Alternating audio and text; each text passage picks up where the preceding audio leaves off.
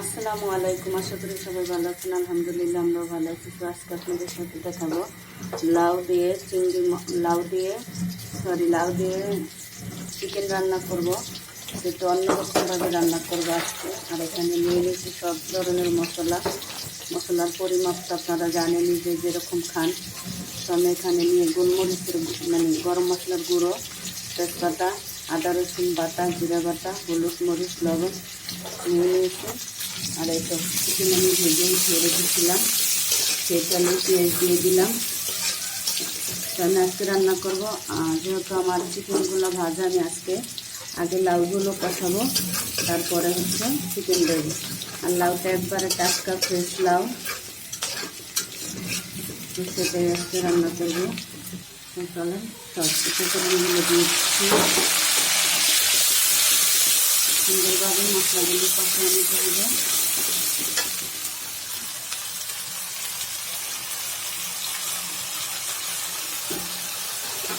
আমি এখানে কষানোর জন্য একটু ঝোল দিয়ে দিচ্ছি, এতে করে কষানো হয়ে যাবে। দেখুন আমার মশলাটা কষানো হয়ে গেছে, আমি লাউগুলো দিয়ে দিচ্ছি। তো আমি লাউগুলো বড় বড় করে কেটেছি, দেখুন। তো দেখুন লাউটা আমি চুলায় দিয়ে একবারে চুলার আঁচটা কমাই দিয়েছিলাম, যার জন্য ঝোল উঠেছে। দেখুন ফ্রেশ টাটকা লাউ হলে কচি, সেটাই ঝোল ওঠে। আর বাকি লাউতে ঝোলও উঠতে চায় না কেমন একটা। তো এখানে প্রায় 10-15 মিনিটের মতো হয়ে গেছে। এখন আমি চিকেনগুলো দিয়ে দিই,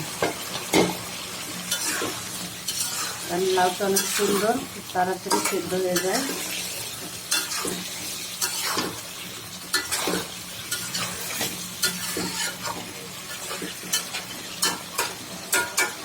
দুটাকে খুব সুন্দরভাবে কষিয়ে নেব। একবারে ঝোলটা শুকালে তারপরে জল দিয়ে দেবো। দেখুন লাউটা সেদ্ধ হয়ে গেছে, হালকা সেদ্ধ বাকি আছে, তো একটু ঝোল দিলেই হয়ে যাবে। তো ঝোলটা শুকিয়ে এলে, তো দেখেন আমার তরকারি কষানো হয়ে গেছে, তেল মশলাটা বেরিয়ে পড়েছে।